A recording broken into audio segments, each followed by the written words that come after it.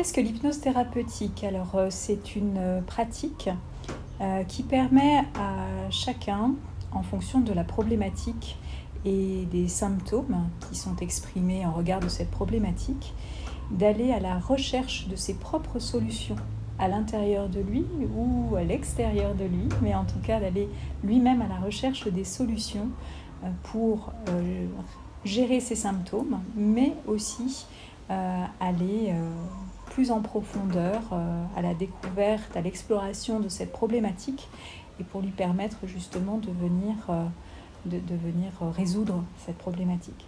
Les champs d'application de l'hypnose thérapeutique, alors là c'est quelque chose d'extrêmement vaste et je dirais que ça dépend du champ de compétences du thérapeute.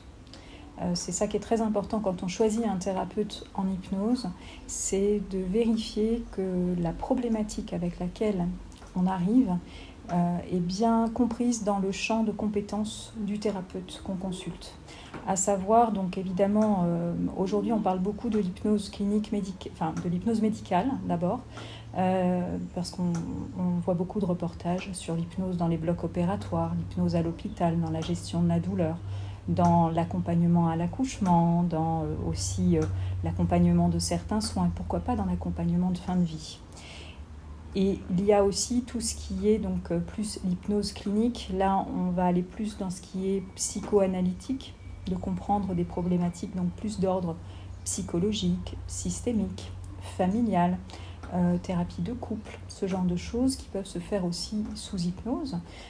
Et on peut faire de l'hypnose avec un couple, qu'il soit un couple amoureux, donc monsieur, madame, madame, madame, monsieur, monsieur, mais aussi un couple avec un parent et un enfant, par exemple, c'est possible. Dans ces conditions-là, donc on est plus dans de la résolution de problématiques de l'ordre de ce qui est communication relationnelle, dans la gestion des liens. Donc certains liens dans les familles qui peuvent être pour certains toxiques, pour d'autres des liens d'emprise. Voilà, donc on va aller apprendre à l'autre à gérer lui-même les liens grâce à l'hypnose. Ensuite, les autres domaines. Le sevrage tabagique, c'est un grand classique. Donc toutes les addictions, en fait, l'hypnose peut être une aide, un appui, un levier à utiliser dans le champ des addictions.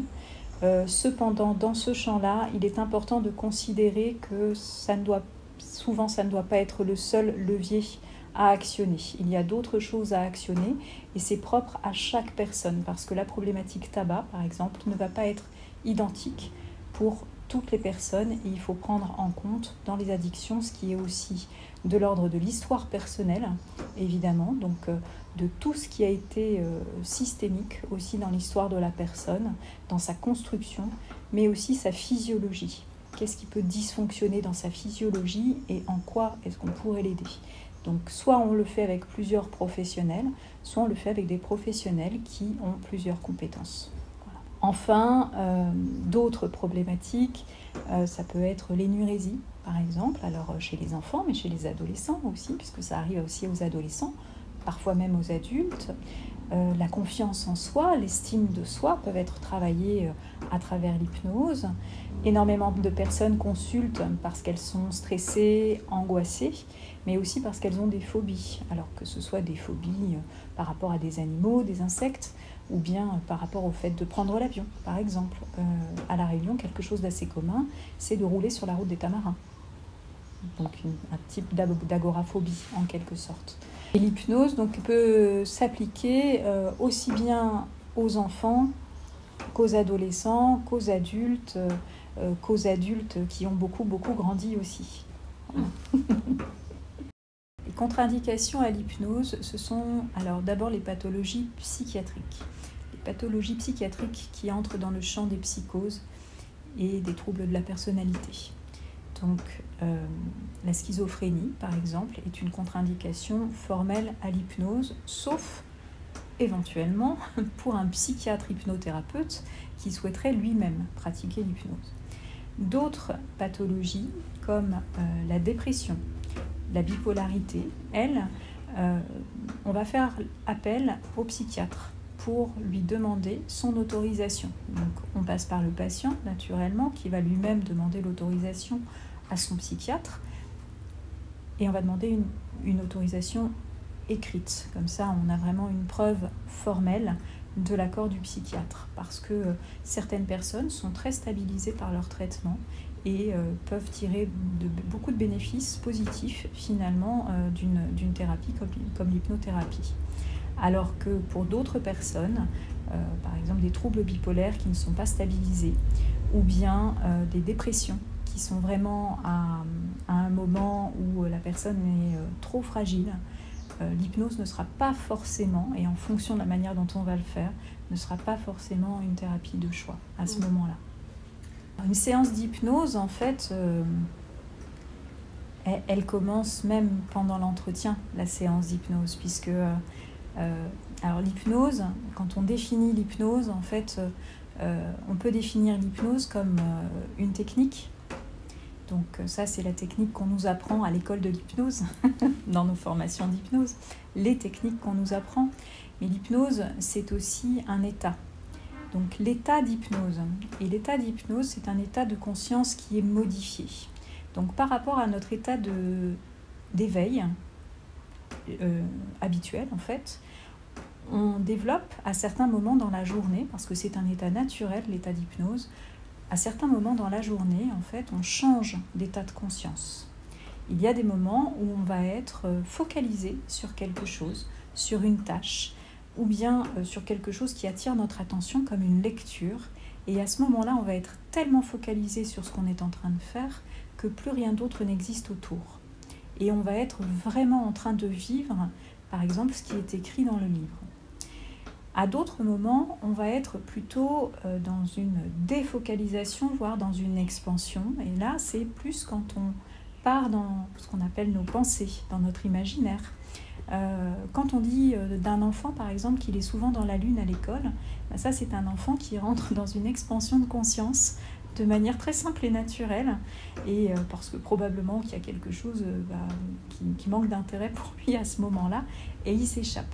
Mais il s'échappe, et pendant ce temps-là, il peut continuer d'écouter un petit peu, mais il va faire autre chose.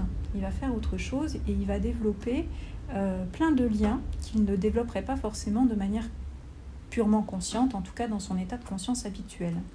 Donc, comment est-ce qu'on fait pour entrer en état d'hypnose ? On le fait naturellement, sans s'en rendre compte.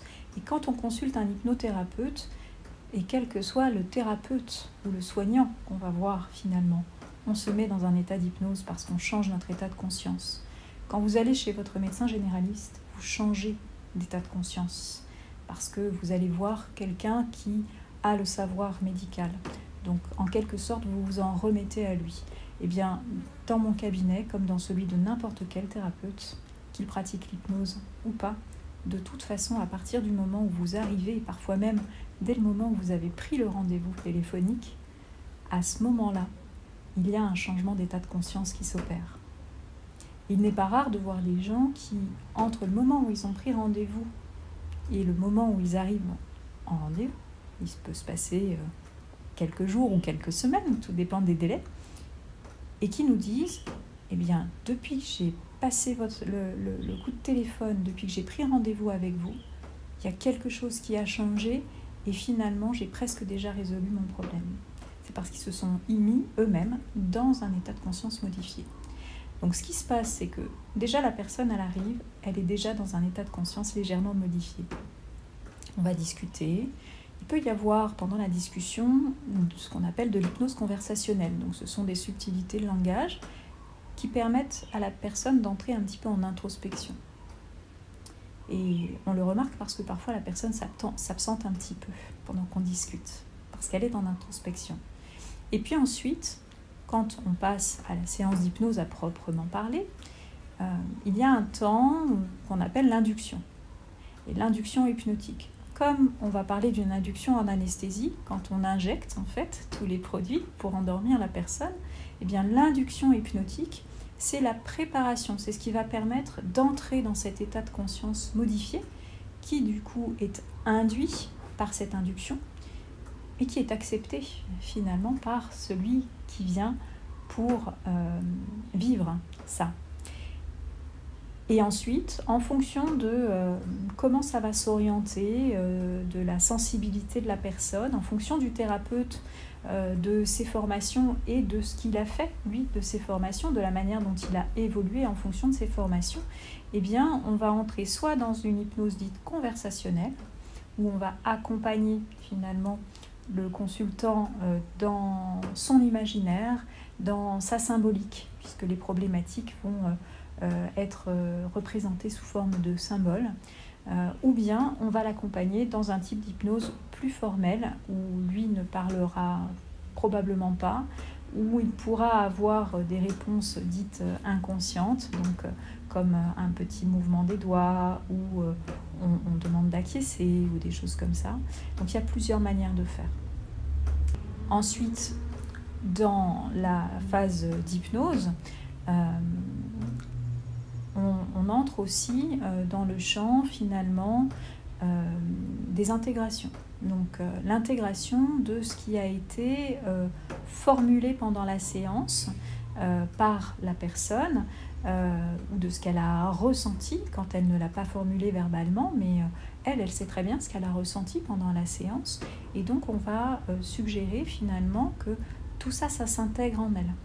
Et vraiment, comme on intégrerait un nouveau logiciel dans un ordinateur finalement. Ensuite, on peut faire ce qu'on appelle une futurisation.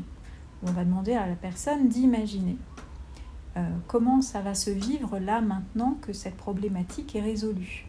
Donc on va la projeter dans le champ des possibles de son avenir, et elle va imaginer une scène d'un futur proche dans laquelle tout se passe de la meilleure manière possible. Et on va lui suggérer d'intégrer cela dans ses souvenirs sous la forme d'un souvenir du futur.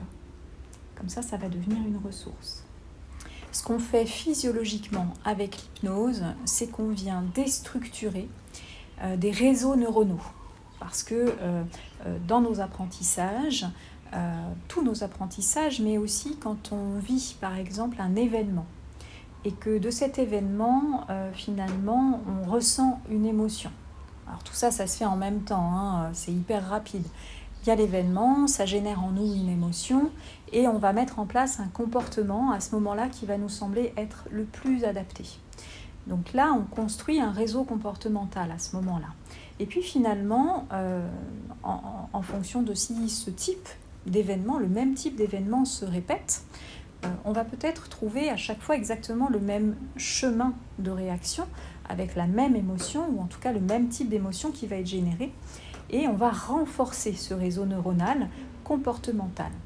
Et si ce réseau neuronal comportemental, si ce comportement finalement devient à un moment dans notre vie, alors qu'au départ c'était une ressource, c'était salvateur, mais à un moment dans notre vie, il peut devenir problématique finalement, sauf qu'il est tellement consolidé au fil des ans, au fil des événements, au fil justement des émotions qui ont été générées par les événements.